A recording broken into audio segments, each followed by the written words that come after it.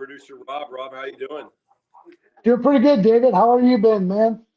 Well, I'm getting my headphones set here. I got to get these things on so I can hear you. But hold on a second here. I'm good to go.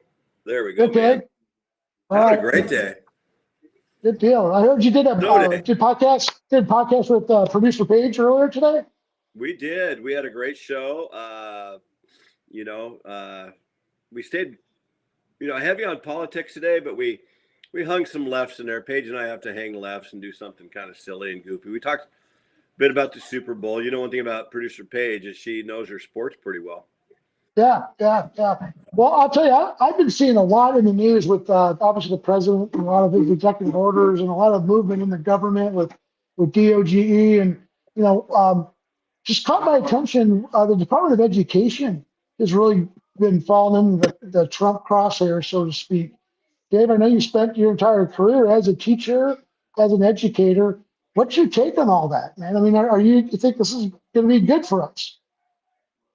Yeah, Judy is a 34-year classroom teacher. I was at the high school. I did some classroom stuff, did a lot of security. I got to do a lot of counseling with kids, a lot of, help administrators do stuff. And I was pretty good with troubled kids. I could handle them pretty well. But, Judy and I have over almost 70 years in coaching, at the high school level for all the sports we did. Volunteered a ton, and we just feel like, education's been slipping for quite a long time. There's been attacks coming from the inside out, kind of like they have for the colleges for quite some time, and it just keeps catching up. And I think COVID really exposed the fact that the gloves came off, from the teachers unions and the people that bought into the craziness of the pride and the Black Lives Matter and all the political stuff that came in the pipe has really impacted our schools to the point where a lot of people have pulled their kids out. Well, you pull one kid out, a lot of money goes with them. And you multiply that by, tens of thousands just everywhere. It's really impacting public schools. What do you think about this whole aspect? I mean, looking back at it, you can kind of see very clearly that, it became, less about algebra and English and mathematics and more about, as we said, agenda-based education, LGBTQ, Black Lives Matter, the whole issue with the COVID shot and with schooling from home and school being cut down, teachers being pressured into getting the vaccine even if they weren't really, they didn't believe in it. I know that affected you. Talk about, like, as you look back, I mean, it really caused a lot of chaos, and it really lines up very well with, you got to, I hate to be a conspiracy theorist, but you have to kind of think, wow, was this kind of planned out? Yeah, I think, Rob, we both love sports. And so you look at the Kansas City Chiefs over the last 7 years, pretty impressive, their overall body of work, to maintain their focus for that long. The New England Patriots did it. The Pittsburgh Steelers did it. The San Francisco 49ers did it. The Green Bay Packers did it back in the 60s. Maintaining that focus for a long period of time is extremely difficult. Businesses that are run really well maintain their focus. They do what they do well, and they keep doing that over and over. Public education lost their focus big time, and that's why we're at where we're at. I mean, the quality of the product's down. The confidence in public schools is down. It's just a rough spot right now in public education, and they're getting worse by the day. But the people that really have the power are doubling down on all their stuff. The National Department of Education is the doors are closed right now. They're trying to look at it. Is this a good thing or a bad thing? That department didn't come along until the 70s. Public education before that didn't have the Department of Education. And is it completely wrong? We'll see how it all plays out here. But is it absolutely necessary to have this huge Washington, D.C. conglomerate for public education spending billions of dollars? Can we get by without it? I think we can. I think the states can can take it on. Now we live in Oregon, so Oregon's a lot more liberal than a lot of the other states around the It's country. also the number 49 in education, apparently, or it's in the top bottom third in education. We're not very good, and it's. I think from a pride standpoint, as a state, we have to set back all the educators and say, okay, refocus. Let's get back up into, the area where, I'm embarrassed that we're ranked that low in the country, but as a nation, we're ranked low against other countries around the world. China's top 5. We're way down the list. We're not even close to that. So I think it's like anything, let's see if the Philadelphia Eagles can maintain their focus. They just won the Super Bowl. Are they going to be able to maintain that focus and do all the little things that are going to propel them back to the Super Bowl and maybe be 2-time Super Bowl champions themselves? They got the talent. They got the coaching. Can they maintain their focus? Yeah, I mean, I get it. But, there's been so many stories of, fraud and abuse and billions of dollars of money going all over the place. And it's kind of hard to make sense of it because again, it's all very shocking and but there's so much coming at you all at once. You're like, okay, wait a minute, what's going on here, Dave? I mean, have we been living in a government that's been shipping money to slush funds and the secret donors over the past 8 years? Like what's going on, man? I think we definitely are seeing a lot of integrity issues with our government. People may not like hearing this, but I think it's been going on for decades. I think President Trump's just the first one with the huevos to do something about it, because you're going to take a lot of flack. And then he found somebody along with an Elon Musk that's above reproach when it comes to threatening him. He doesn't care. So they have that in common. And then Trump has surrounded himself with extremely successful, confident people in his cabinets, and they know they're going to take flack on this. Nobody more than Elon Musk. Wait till RFK starts changing what we're going to be putting in our foods. Why can't our cereals and our foods be as healthy as what they're serving? The same exact Apple Jacks in Great Britain are different than the Apple Jacks we're serving here. Why? And theirs are healthier than ours. Why? He's going to make some people feel real uncomfortable, and he's going to take a lot of flack also. The energy, Doug, what's his name, Bergstrom, the former governor of North Dakota, a very wealthy man in his own right, extremely smart, ran for president, didn't get out of the primaries, but he is the Secretary of Interior. And so he's going to work with Trump. Now, Doug Bergstrom is a very, very smart man. He understands all this stuff probably better than President Trump. And I'll tell you what, though, he's tough and he's smart. He's from a place where he understands big business and being successful.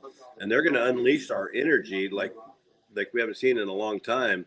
And that's going to, in turn, down the road, it's not going to happen next week. So all the Democrats got to quit whining about prices. They'll come down. It's just going to take a little while. It took 4 years for Joe Biden to do such a bad job. You need to give President Trump and Doug Bergstrom and all these people a couple of months to try to remedy some of the stuff that they're up against. I have a prediction, Dave, and I think that in the next couple of years, I think there's going to be a lot of the villainy of the Clintons and Obama is going to start coming to the surface. I think there's going to be a lot of, in Biden, there's going to be a lot of stories about how they maybe weren't on the up and up as maybe everyone purported them to be. Again, I could be wrong. I've been wrong before, but what do you think? I mean, we've been living under this whole curtain of the Clinton curtain, I call it, for really 12 years now. So do you think some of that's going to come out and be exposed? And what do you think about that? Yeah, I do. And I think it scares the daylights out of people. What's the P. Diddy whole thing? That whole thing. People are scared of their bones in the closet. And didn't the RFK, the John F. Kennedy, didn't the JFK stuff is getting released right now, I believe, or this week. Yeah. So all of those secrets over the past half century are coming out. And there's going to be some people in there that obviously the light will be shined on some things that they don't want out there. So yeah, I think that Yeah, including the president, the Bush family. President absolutely. Bush number one, who was involved with the CIA at that time, and Lyndon B. Johnson. There's obviously been some questions about his role in all of this and how that was all orchestrated. And again, I wasn't alive at the time, but again, certainly it was an American moment, that's for sure. Yeah, I really, one thing I would like to see out of all of this, because in less than 4 years, we'll move on to another president. I hope it's J.D. Vance today. That's who I would pick. But let's just say, right now we're in the President Trump era. There are people that don't like him, just like they didn't like Obama or Bush or Clinton, whatever. But I will say that I hope more than anything that as a lot of this stuff is uncovered, follow the money. Why does Nancy Pelosi and Bernie Sanders and Chuck Schumer have all this money that they didn't have 4 years ago? Why? Why? And so I think once we start uncovering all this stuff and we start peeling back the layers of wrongdoing, then we can start to work on the trust factor.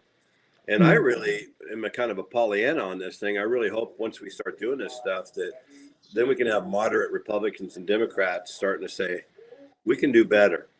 Whether or not our next president's a Republican or a Democrat, you and I talk about this all the time. Our country doesn't need to be, clear over to the right or clear over to the left. It needs to be the United States of America. And most Americans, that 20 to 70% in the middle, are more moderate.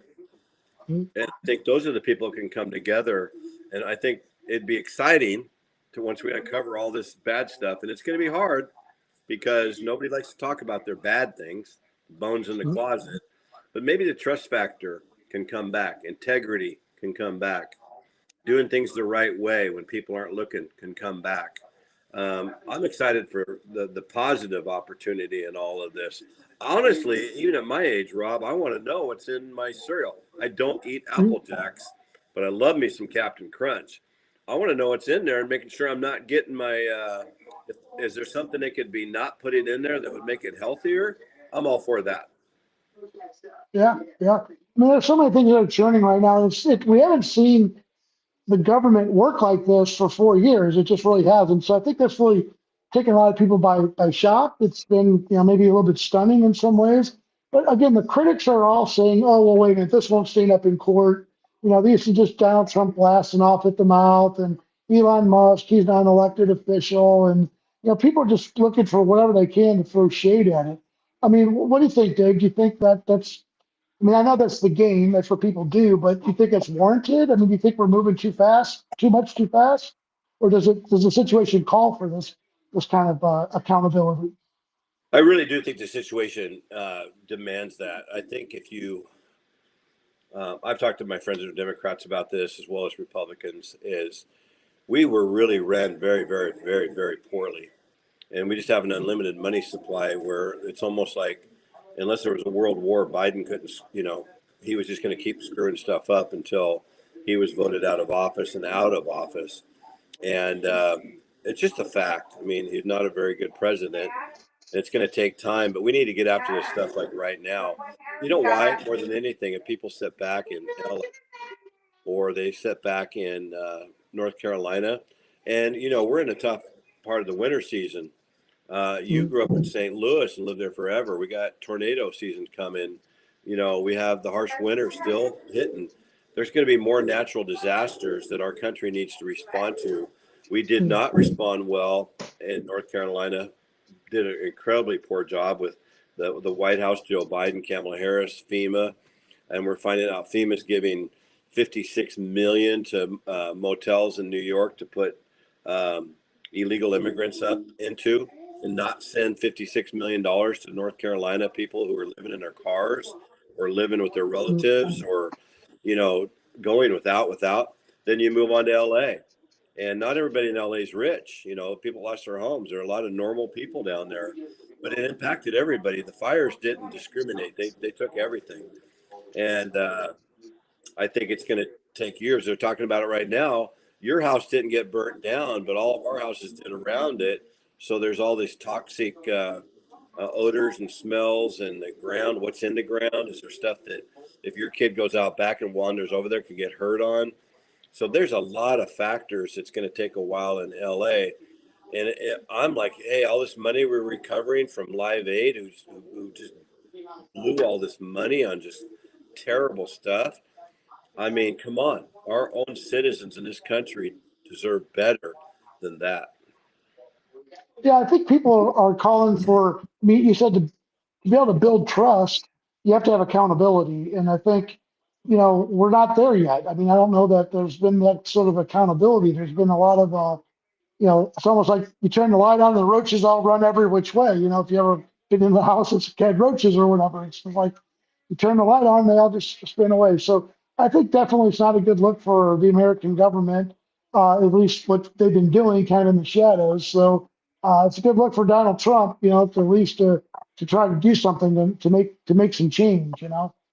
Well, Rob, let me give you this example. A lot of people don't like President Trump, and they come out, especially your CNN crowd, your what's the goofball ladies on The View, Yeah. they're nuttier than a $3 bill. But okay, so they don't like Trump. But I'll tell you what, like I'm not a Philadelphia Eagles fan per se, and I'm a Minnesota Vikings fan. I'm proud of it. I went into that game rooting for the Chiefs.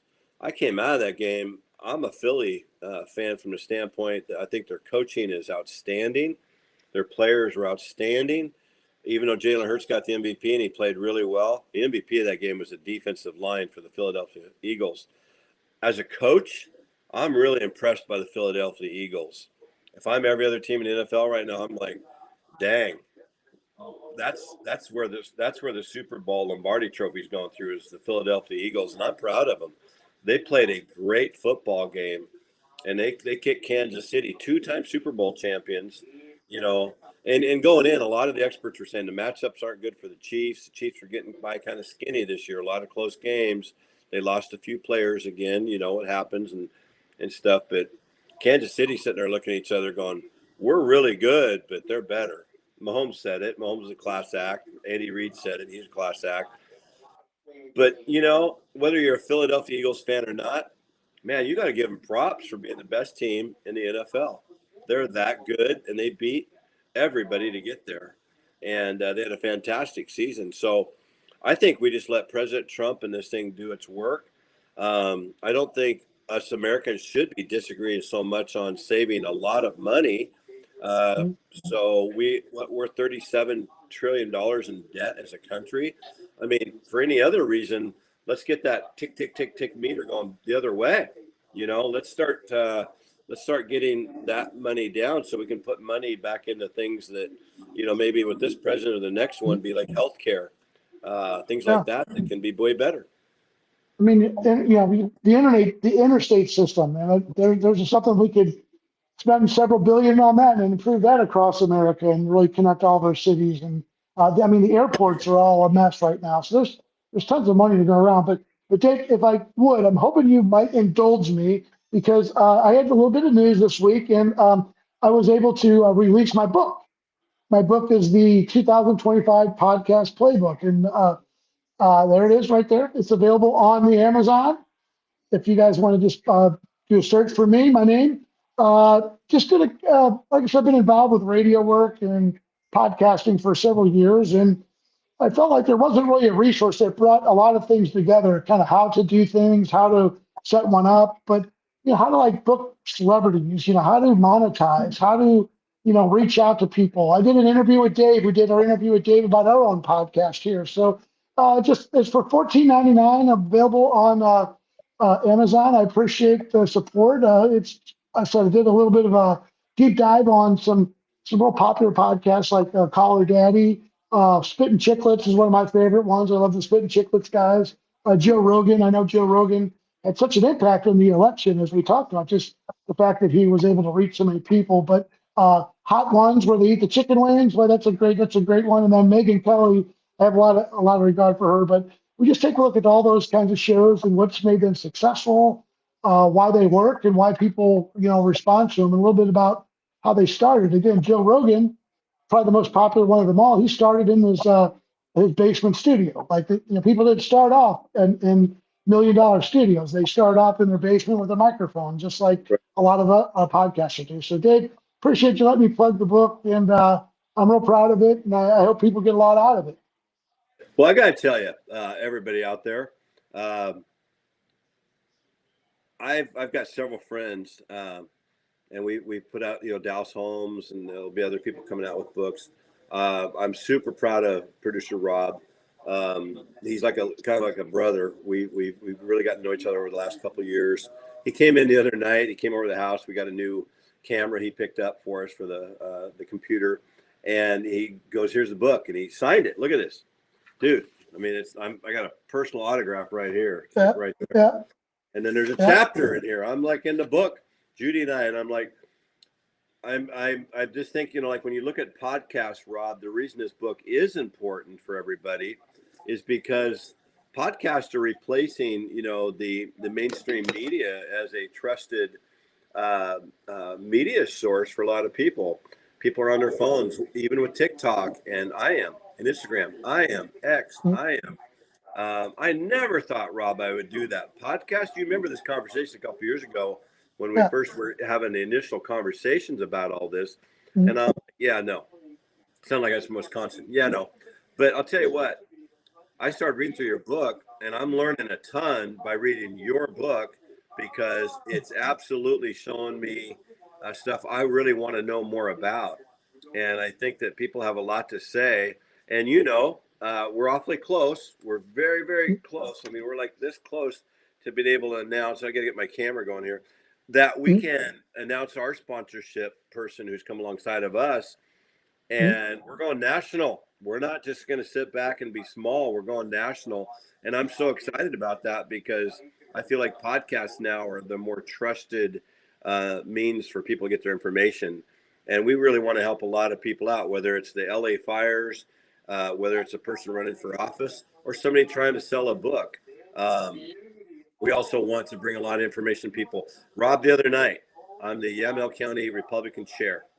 And I reluctantly looked at that for a long time. I finally, when some people backed away, I decided to run. And you know what our number one goal is? Our number one goal this year in 2025 is training how to be smarter about everything that's going on out there, all the way from the governor down to a school board. And I think everybody needs to know that we're like me, not knowing about what a podcast was. Now I'm getting it figured out, and having that ability to get educated on anything is a great thing, no matter how old we are. And we are going to also introduce our whole middle section of our website, which you're going to be in charge of, and it's going to be written. It's going to be op-eds and articles. And you used to write for who? I was actually a reporter for several organizations, but I got my start at the Stars and Stripes, the old military newspaper in Europe, and worked for the business journals and a couple other the Associated Press. So yeah, I've always been a writer, but yeah, Stars and Stripes is where I got my start, and I'll tell you, it's been great. Got great friends from there, but also just being able to connect with some other veterans now as an adult, and they've had just a lot of regard for the newspaper and really so they've really brought a piece of home back to them again. Again, we're talking you're stuck out in some military base in the middle of Germany, in the middle of the woods, and you get a copy of the Stars and Stripes showing up, and you got all your football, your baseball scores. So that really meant a lot to those troops. So I'm very proud of my service there. But again, about the book, though, I wanted to. I think there's a lot of books about podcasting. Some of them get to be very technical and they're really hard to understand, hard to keep up with. Again, it's really hard when you talk about this port and this port, how to do this and connect this. And so my book, it hopefully takes you from a very basic level and kind of gets you where you can at least get one started and get going. But also, I aim to inspire people because you just don't know if your story is going to resonate. I think you and I, Dave, when we started, we were like, well, no one's going to care about what we had to say. But as we've been doing this, we connect with people, and it's been really special to hear from people, and we just always invite them. So again, really happy to be able to promote that book on here. Again, it's I would benefit from it. I just want to be all clear from it. I am selling it for $14.99, but Dave was my very first sale, and I appreciate that very much. So he beat my wife. My wife's going to buy one too, but anyway. So go to Amazon. It's called the 2025 Podcast Playbook, and I won't belabor the point, but hopefully you enjoy it. It's a fun read. Yeah, I like it too. I'm flying through it. I like the way you formatted it a lot. I read a book many years ago where I was like 4 pages, and all of a sudden I opened the next page up, and there was a little cartoon, just a handwritten cartoon. So it wasn't just words, words, words, words. There was a little cartoon. There were some words on top and on bottom of it, and people do that with pictures and everything, and so this person happened to use little drawings. Sometimes they didn't mean anything. It was just drawings, but it just kind of breaks up the monotony of the words, and I appreciate it. I'm excited because we're doing this podcast, and all of a sudden, bam! I got this, podcast playbook sitting on my desk, and I'm looking at it, going, "Oh, okay." So light bulbs start going on. One of these days I'll have more than a kindergarten education of all this stuff. But yeah, we challenge everybody to stand tall. We want to promote authors. Rob, you are now a full-time. Nobody can ever take that away from you, author. I'm so proud of you. And I really am. It's just, I love to see other people get to do something that they're passionate about, and that was you on this project. Dallas Malloy did her book. Got a few other people that we want to tell people about down the road, their books, and we want to do that all the time. That's one thing we want to do at Stand Tall, is stand tall for you, Dallas. People are different authors. We want to help them out, and hopefully that they'll get a shout out and maybe sell a book. There's nothing wrong with that. So yeah, Well, I think I want to tease something because you mentioned about the website. So as soon as we get the website going, I'm working on an article. I think you're going to find it pretty interesting. As I took a look at every president, the good, the really good, and the ugly. Three things about every president. I just went down the list, and I hope you're not going to do a show about this someday, because I think it's fascinating when you think about, Lincoln was obviously one of our greatest presidents, Emancipation Proclamation, but he was there was a huge death toll from the Civil War. There was so much death, so many people died in America during the Civil War, so he had that kind of bad reputation that he was unable to stop a lot of the deaths in America. So the good, bad, and the ugly. So I'm interested in rolling that article out, and we have a couple other articles. I know you did one about just how to stand tall as an American, how to get involved in the community. So it's going to be an area where we're going to be posting these articles, and hopefully people get a lot of value out of them. And that's right around the corner. I think they're getting ready to put the final touches on the website here in the next day or two or week or so or something. I'm a history guy, so that'd be fascinating. I think, reminding everybody out there, if somebody just becomes president, whether it's Trump or Biden or Obama or whatever, people are just people. They're just men. So far, we haven't had a woman president. We've had a woman vice president with Kamala Harris and stuff, but they're just people. They may be a little more famous than us average people, but people that are pro athletes. Go back about 3 weeks ago, Rob, they had the NFL awards. They do a fabulous job. They have a big room, and the Commissioner Goodell was there, and then they do the Walter Payton Award. Then they do the volunteer, the NFL Year Award. The NFL, I think the volunteer went to George Kittles from the San Francisco 49ers. Does amazing work. He's kind of got the scraggly, long blonde hair with the tats. And looks like Thor. That looks like Thor, doesn't he? Oh, he totally does. Totally. That's the good one. And then Eric Armstead played for the Ducks, played for the Niners, I think he did. And then he's back in Jacksonville or on the East Coast now. He was the Walter Payton Man of the Year Award, which is probably the biggest award, right, with the MVP. It's huge. Josh Allen by the Bills obviously got the MVP. Close vote with him and Lamar Jackson. But I was so impressed with those guys because they're just men. And when you're not seeing them be superstars in NFL, gridiron, they're out there in their community helping kids and helping people in hospitals. Kittle's more into veterans. Armstead's more into, helping disadvantaged kids. Fantastic stories, though. Fantastic stories.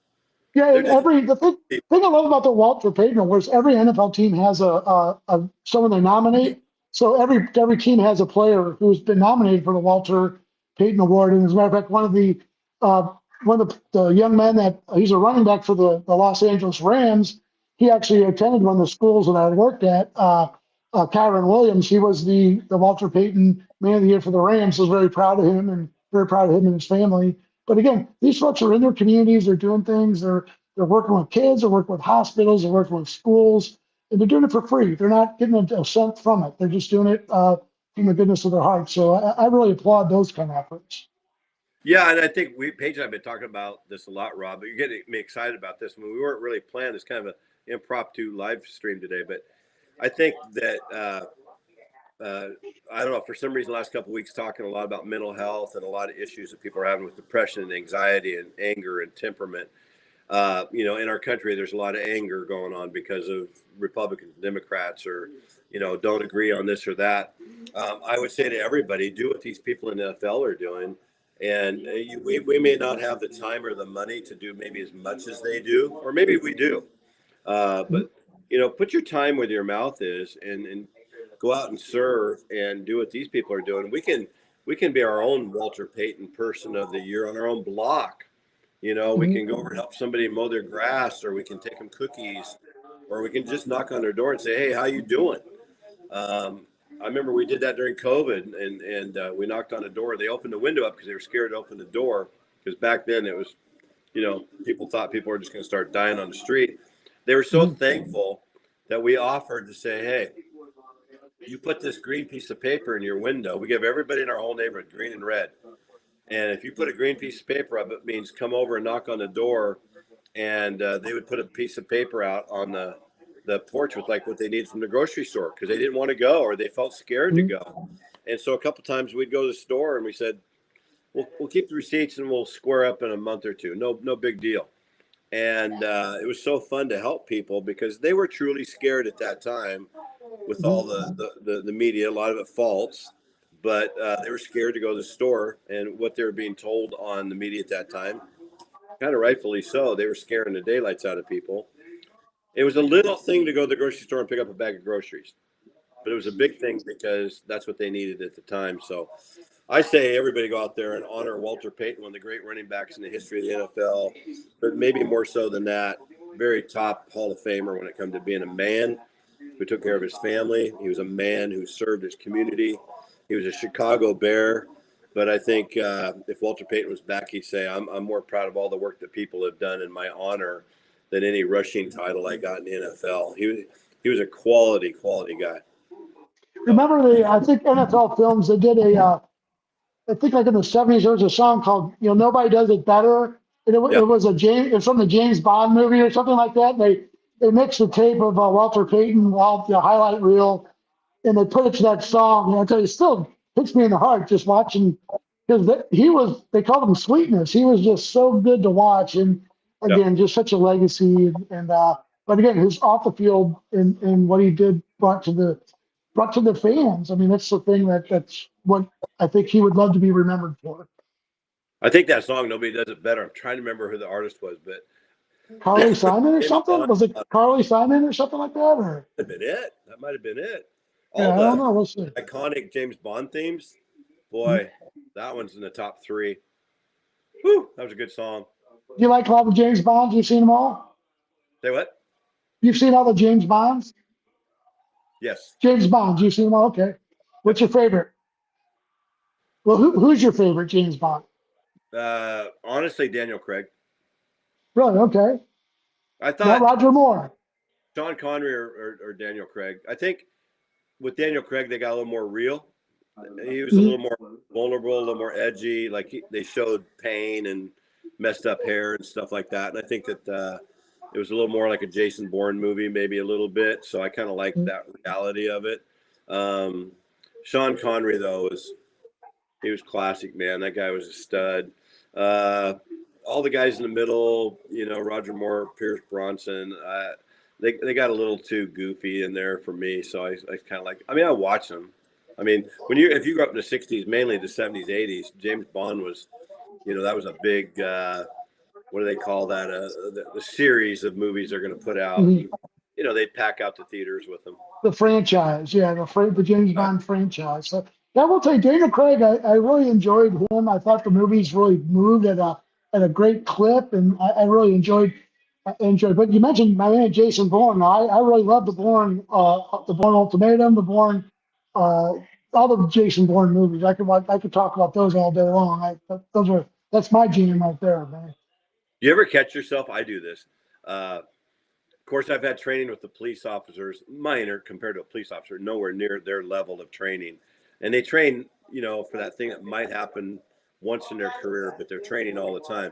Same thing with the military, as you know, you're training all the time for something that you're probably not going to do.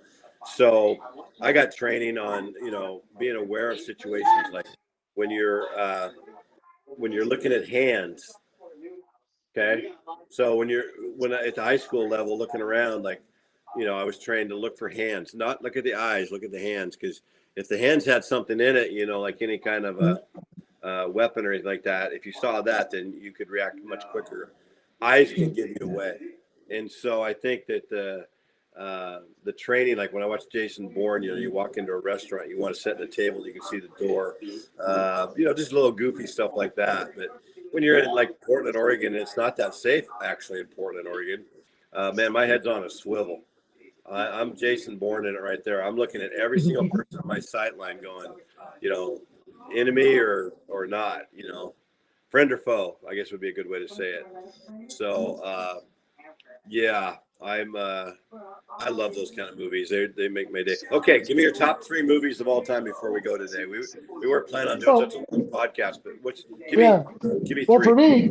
for me, I'm gonna. It's hard for me to rank them. I'm gonna say Airplane. Movie Airplane is one of my favorite movies of all Really? time. Love it. Oh my gosh, I love it, love it, love it. Really like the Shawshank Redemption. Really, that's a great story. Really enjoyed that. And I probably have to say something like Back to the Future. It was such a groundbreaking film way back when. But I'll tell you, it's hard for me to list just 3 because I mean, like Platoon was a great movie. I love Platoon, so realistic. Band of Brothers, the whole series. So, but yeah, I'd probably stick Airplane for sure. My number one, my top movie of all time. I love it. That's an interesting pick right there, Airplane. Stop calling me Shirley. Yeah. Top movie for me, it's mine. It's my personal preference, so it's not everybody's out there. But my go-to number 1 movie, hands down, not even close, is El Dorado with John Wayne and Robert Mitchum. Okay. Holy smokes! Walter. What's his name? Gosh, I'm trying to think of his name in a second. I'll get it. I love that movie. Just absolutely love that movie. But a couple more movies that'd be more classic for everybody. Tombstone for sure, and I probably have to go. Probably Field of Dreams was a big movie for me because it reminded me of my dad, and baseball was a big deal. An old time movie where Eagles Dare with Richard Burton and Clint Eastwood, an old Army movie from 1968. Okay. But tonight, Judy and I, our Newburgh Dundee Strong meeting got canceled because of all the ice and snow. So we're gonna go grab a bite to eat here as soon as we're done with the show. We're gonna come back tonight and watch Breakfast at Tiffany's with Audrey Hepburn and George Peppard. Good. There you go. There you go. Yeah, there's so many movies. I'll tell you. Outlaw Jersey Rails. I love that movie as well. True Grit with John Wayne. I love that movie as well. Green Berets. Great. So yeah. Anyway, well, Dave, it's good to catch up with you, man. Good to see you. I know we have some exciting news. Hopefully next week we'll be able to roll all that out. Yeah, no, we're excited to announce it to everybody at standtallwithdavebrown.com. Just so everybody knows out there, we're a team at Stand Tall. Rob, producer, our main one, Paige, our other producer. Rose is kind of our general manager. My wife Judy is part of it. All of our spouses contribute. Whether you ever will see them or not, we don't know. But we have other people that are working with us, and we have a sponsor coming up. We really want to announce it really quick. Rob, I'm trying to get the green light on that one, and we're looking forward to going nationwide and getting bigger and getting the word out. I really believe podcasts are a thing of the future. Books like this are important because if you don't have a lot of confidence in podcasts right now, I think this will give you the basic tools to pursue what's out there. Joe Rogan, Ali Beth Stuckey. Rob, you got any other ones you want to shout out? Oh, well, I love Spitting Chicklets. Even Bill Maher. I don't really like Bill Maher's politics, but he's really good podcasting. At Howard least he had the Stern, I guts, think. though. Rob, at least Bill Maher had the guts to stand up and call out people when they were being stupid on the woke side of things. So I appreciate that about Bill Maher. At least he he's not a Jimmy Fallon, just walk along the line and stuff. Bill Maher had some guts, at least. Yeah. Like I said, I mean, those are the ones. But yeah, hopefully people will get a lot of enjoyment out of the book. Be happy to talk with anybody if anybody is interested in getting going.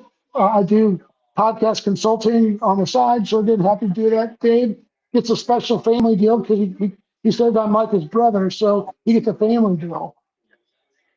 Hey, two more podcasts. Go to the Joe Altman Show, Oh yeah. OLTMAN. Joe's a stud. Oh, but I tell you what, if you get your feelings hurt, don't listen to Joe because he'll try to hurt your feelings. He will hurt your feelings, and if they're hurt, they probably needed to be hurt. But he is a straight up talker. He will not pull any punches. And then go to the Gateway Pundit with Joe Hoft, HOFT. Joe is another. I'll bring his books in the next time. We've got to promote his books. He is an incredibly smart man, a businessman most of his life until he joined the Gateway Pundit. So written material and a podcast. One of the smartest people I've ever met. And Rob, just so everybody knows, I have been working on a lot of our guests. We're going to be doing a split screen just like this. And so as early as next week, our times aren't coming to an end where it's just you and me. But we're going to have more guests on. We're going to have to share the stage. So we're going to both have to give up a little bit of the limelight. Yep, that's great. I welcome that. I welcome that. So okay, Yeah. buddy. Well, listen, I'll go ahead and we'll go ahead and end the stream. I want to talk to you a couple minutes afterwards, but just we'll go ahead and end the stream and want to take us out, Dave. Okay. DaveBrownStandTall.com. Go to our website. Go to Apple CarPlay. Go to Spotify. Rob gets everything out there. We're also, you'll see stuff from Stand Tall on TikTok, Instagram, X. We're going to keep trying to grow. Rob, I'm going to get more into Facebook here in the next couple of weeks. I think it's a big platform that we need to reach out to. It's a little risky, but I'm not a big fan of Facebook warriors who get on there and type and start ripping up on people. But Facebook's a big platform we need to reach out to. So I'll tell you, Dave. Facebook has not been good to you. No, but you know what? No, I will not take at all all. of the Facebook warriors out there because I think we're getting to the point where a lot of our people are saying, you know what? I'm tired of these negative Nellies. I'm tired of these people trying to cancel culture everybody. I'm tired of people like I'm telling you, folks. I'm telling you this is straight up right now. I have had death threats multiple times from people who just don't like me, and here in Newburgh, Oregon, all the way to across the country. So if people are going to be that way, I'm hoping our culture, Rob, can kind of move away from the craziness of people feeling like they can get on Facebook and torch somebody. They're not doing anybody any favors. We're not building up the United States of America like we should be. So, hey, Good I know stuff, I'll see man. you next time, and I will see you next time. Stand tall with Dave and Rob. We're out. Peace.